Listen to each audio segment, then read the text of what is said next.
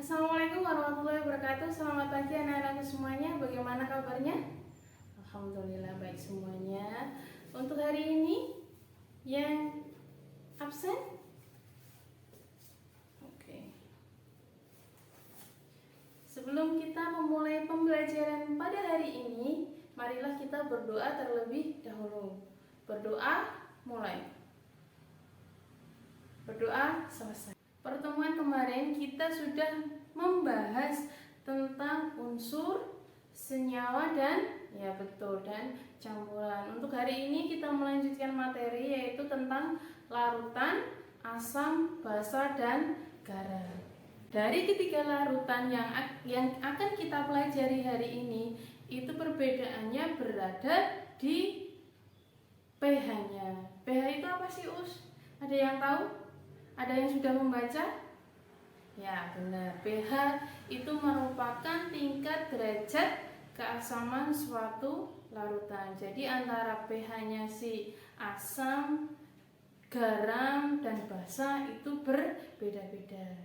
Bisa dilihat di layar proyektor. Jadi beda ya antara asam, basa, dan garam. Yang ada di kelas ini, pernahkah kalian mencicipi yang namanya jeruk nipis? Bagaimana rasanya?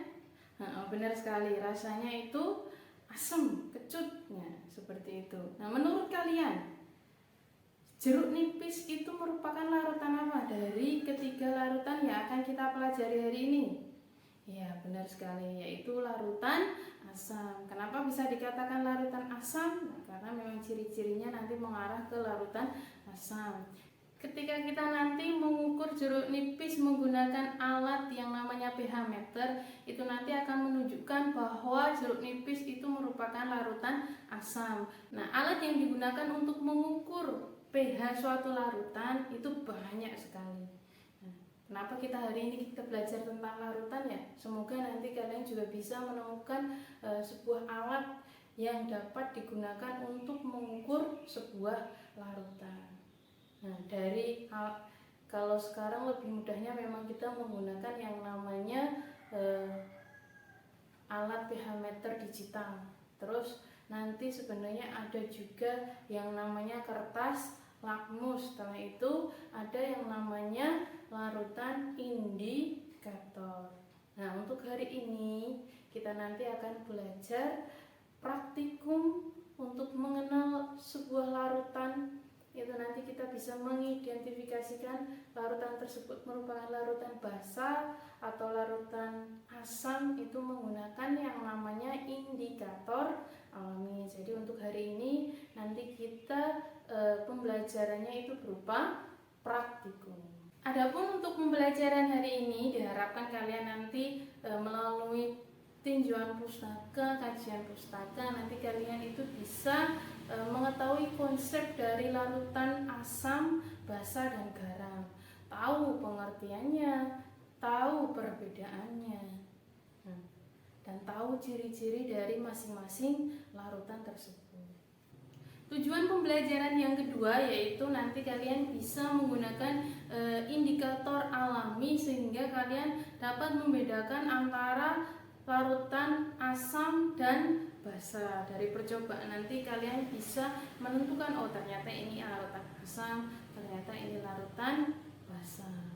Dan tujuan yang terakhir nanti setelah kalian bereksperimen, kalian nanti bisa mengkomunikasikan, mendiskusikan hasil praktikum kalian itu dalam bentuk lisan maupun tertulis. Nah, itu adalah tujuan dari pembelajaran kita untuk hari ini. Untuk kelompoknya sudah Ustazah bagi, dan untuk lembar kerjanya nanti Ustazah bagikan. Setelah kalian selesai melakukan eksperimen dan kalian juga sudah selesai untuk membuat laporannya, berarti kalian sekarang waktunya untuk presentasi. Presentasi dimulai dari kelompok 6 terlebih dahulu, nanti naik ke kelompok 5, 4, 3.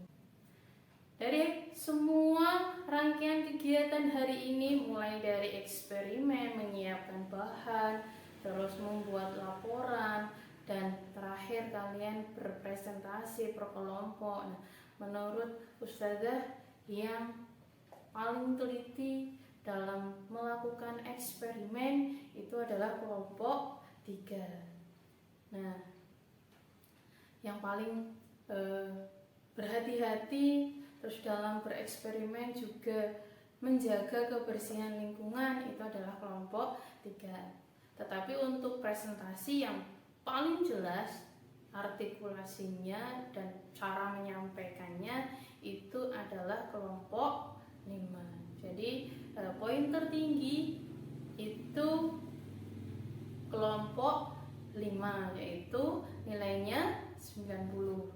Dan untuk kelompok 3 itu mendapat nilai 89.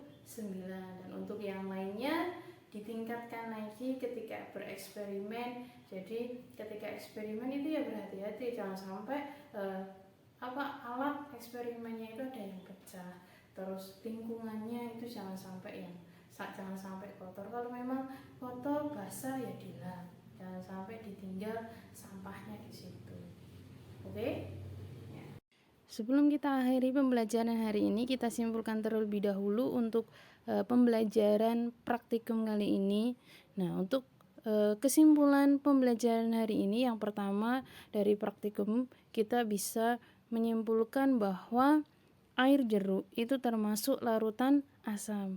Kenapa? Karena ketika kita menggunakan ketika kita menetesi larutan dari larutan air jeruk dengan menggunakan indikator bunga sepatu itu menghasilkan warna merah muda. Sedangkan ketika menggunakan indikator kunyit itu warnanya kuning muda. Sedangkan untuk air sabun itu nanti menghasilkan larutan termasuk larutan basah. Kenapa? Karena ketika kita tetesi dengan indikator bunga sepatu, maka air sabun tersebut berubah warna menjadi hijau. Dan ketika kita tetesi dengan indikator kunyit menghasilkan warna coklat kehitaman.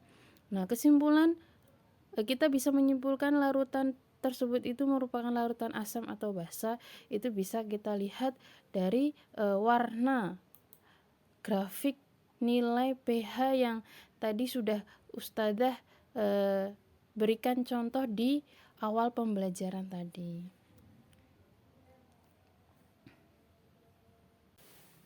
Kita sudah menyimpulkan untuk pembelajaran hari ini. Sekarang Ustazah yang akan bertanya kepada kalian.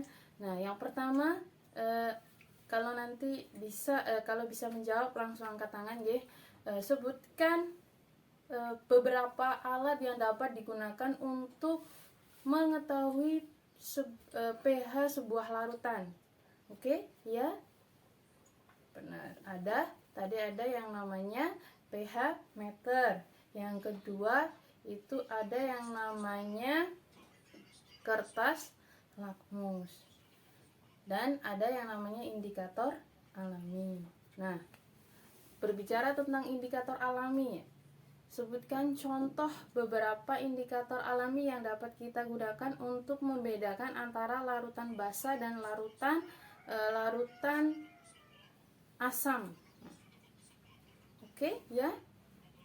Nah, benar sekali. Ada yang tadi kita gunakan yaitu bunga sepatu, ada kunyit, terus ada kol. Nah, tunggu ya. Seperti biasa nanti di akhir pembelajaran ada soal yang harus kalian kerjakan. Untuk soalnya untuk hari ini bisa dikerjakan di LKS-nya masing-masing halaman 50. Alhamdulillah, jazakumullahu khairan, mugi-mugi Allah paling manfaat dan barokah. Wassalamualaikum warahmatullahi wabarakatuh.